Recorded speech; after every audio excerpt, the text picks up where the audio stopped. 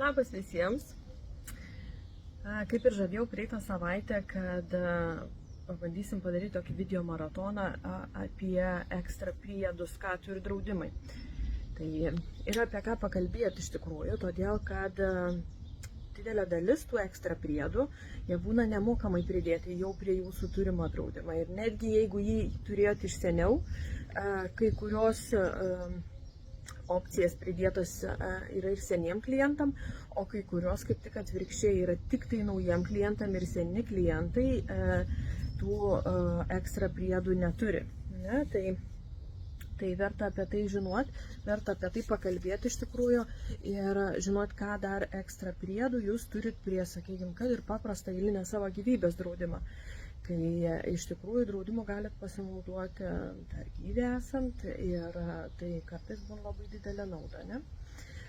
Tų ekstra priedų yra tikrai ne vienas, tai yra visa galybė jų, tokie kaip GP online, kai tu gali turėti online video pokalbį su daktaru.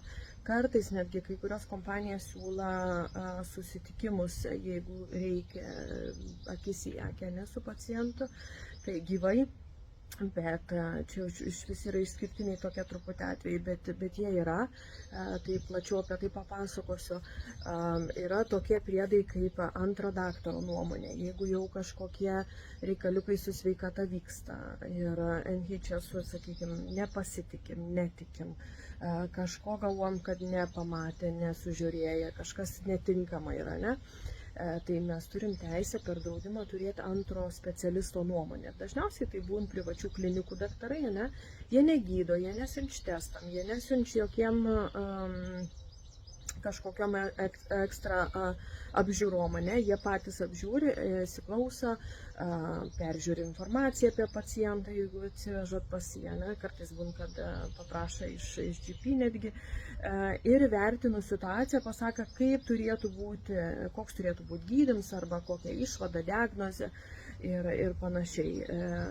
Tai vėlgi apie šitą reikalą papasakosiu netgi iš savo patirties, kaip mano vyrui buvo. Ir kaip mes tom labai puikiai pasinaudojom ir tai buvo didžiulis pliusas mums. Dar yra tokie priedai kaip fitness planai, kas rūpina savo sveikatą daugiau, sveiką gyvenseną, tai, sakykime, nutrition, tai visą mitybą, patį maistą, kaip suderinti, koks mums tiktų ir netiktų.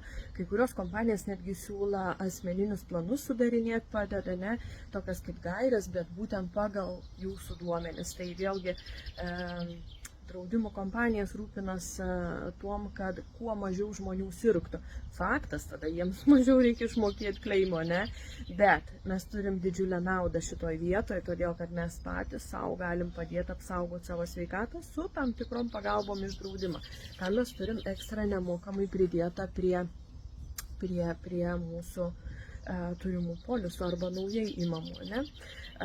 Paskui yra tokie dalykai kaip visi mental health support, tai yra psichologinė pagalba netekties atveju, sunkios ligos diagnozės atveju, kaip su tuo susigyventi, kaip šeimai su tuo susigyventi, nes turbūt sunkiausiais momentais tai iš tikrųjų vaikai sunkiausiai perneš, kaip jiem tą paaiškinti, kaip su jais kalbėti, ne, ir panašiai. Tai yra vėlgi didžiulis darbs ir tikrai specialistai padeda šituo ir kuo toliau, tuo labiau draudimai stengiasi turėti arba vertėjus, arba specialistus kalbančius kitom kalbom.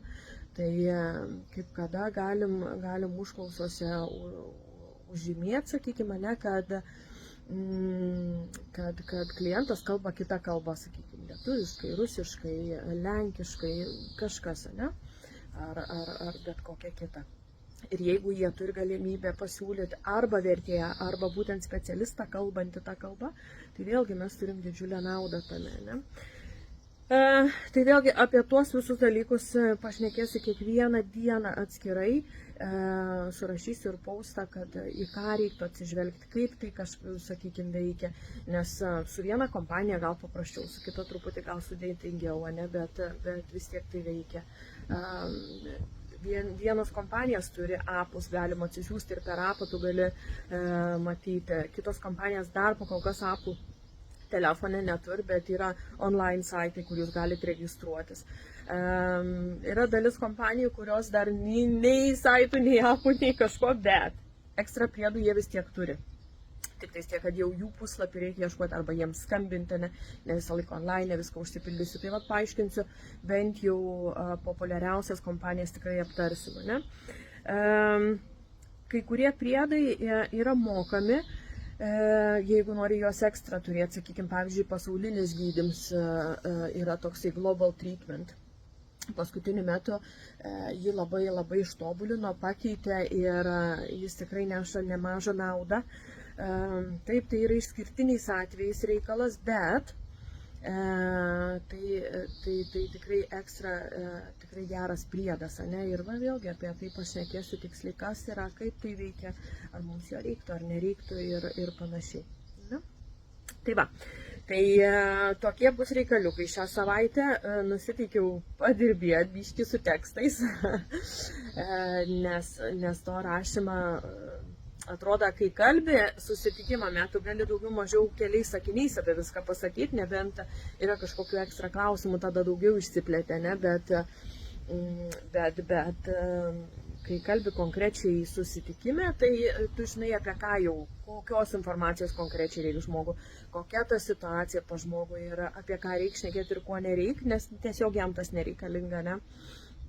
Tai tokie surašymai tekstuose, jie gaunas labai ilgi, bet aš tikiu, kad dalis tos informacijos vis tiek jūs pasieks, vis tiek tai yra įdomu, tai yra naudinga, tai privalu žinoti ir turint tiesiog savo paprastą eilinį gyvybės draudimą, kur gal yra, aš turiu klientų, kurie moka svaro 80 už gyvybės draudimą, o turi ir GP online, ir antro daktaro nuomonė šitame draudime, ne, ir tokie ekstra priedai, kuriais tu gali pasinaudoti.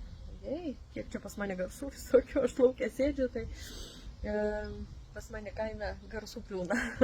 Tai va, tai bus apie ką pakalbėti, bus įtempta įdomi savaitė, nes darbų sočiai surašyta ir dar plus užsivedžiau su tuo video maratonu. Nu nieko, padarysim, ne?